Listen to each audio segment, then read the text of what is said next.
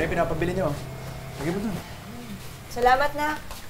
Ay, Poy, ayusin mo na yung bawang, ha? At sibuyas. Saka yung ibang saho para doon sa lulutuin ko bukas. Sige po, Nay. Nay, huwag na po kayo magluto. Baka mapagod kayo niyan. Oo nga naman, bilhin. Oo nga po pala, Nay. Kamusta po pala check-up niyo, Nay? Ano pong sabi ng doktor? Ay, okay naman, nak. Kaya lang may gamot na nirekomenda yung bagong doktor eh. Tapos meron pang therapy, kaya kailangan bumalik. Nasa 800,000 din eh. 4 na session. Mahal naman nun. Tay, pag-usapan natin. Meron pa naman akong pera eh. Yung mga naitabi ko, pwedeng yung gamitin natin sa down payment. Tapos yung mga susunod eh, nagawa ko na lang ng paraan. So, babawasan mo yung ipon mo? Eh, di ba para sa kasal mo yun, anak? Nay, napag-usapan na namin to ni tatay. Ha? Basta magpagaling lang kayo. Yun lang importante. Bili lang ako mantika. Nakalimutan ni Popoy.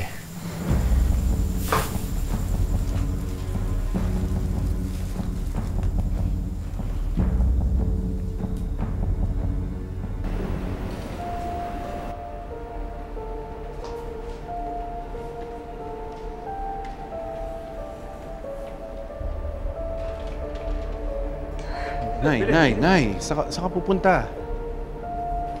Uuwi na. Eh, ang daya niyo naman eh. Sabi niyo, bibisita lang tayo kay Nanay Isin. Tapos yung pala, dito niyo ako dadalhin. Nag-usap na kami ng mga anak mo. Nakapag-desisyon na ka na dapat. Simulan mo na yung treatment mo kay Doc Chamson. Tsaka, naka-schedule na tayo sa klinik niya eh. Tara na. Ayoko nga eh. Bakit ba marunong pa kayo kaysa sa akin? Nay, di ba nag-usap na tayo? Ang pera lang yung problema, di ba? Ako na nga po yung sasagot. Wala na ba talaga akong karapatan na magdesisyon para sa sarili ko, ha, anak? Kapag ako, hindi niyo hinayaang umalis dito. Mag-iskandalo ko. Belen naman. Belen. Nay, bakit? Nay, bakit po? Belen? Nay! Nay! Belen! Belen! Nay! Nurse! Nurse! Doc! Nay! Belen! Nay!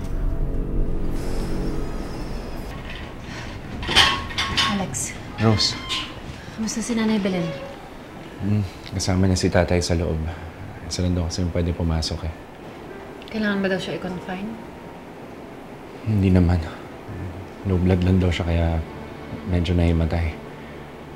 Pero pag naayos na yung BP niya, baka pwede na daw siyang pauwiin. Buti naman.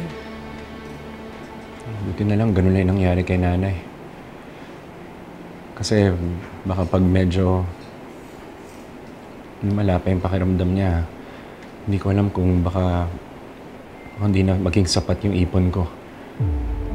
Pero kailangan ko na talaga maghanap ng trabaho.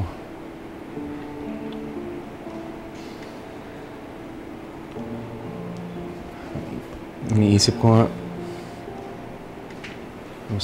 mag-apply kay Amira. Kasi di ba nabaril yung bodyguard niya? Pansamantala lang naman to, Rose. Di ba pwedeng maghanap ka ng ibang trabaho, yung mas permanente? Rose, maniwala ka sa akin. Ginawa ko ng lahat. Naghanap na ako. Pero hindi ko alam eh. Ang hirap ata humanap talaga ng trabaho ngayon. Ito na lang naiisip kong paraan. Ikaw, kung para naman kay Nanay Belen, edi sige.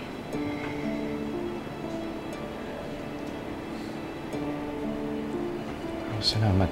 Salamat. Alam ko naiintindihan mo. Salamat. Pero tandaan mo, ha? Hindi ako komportable sa ganitong setup.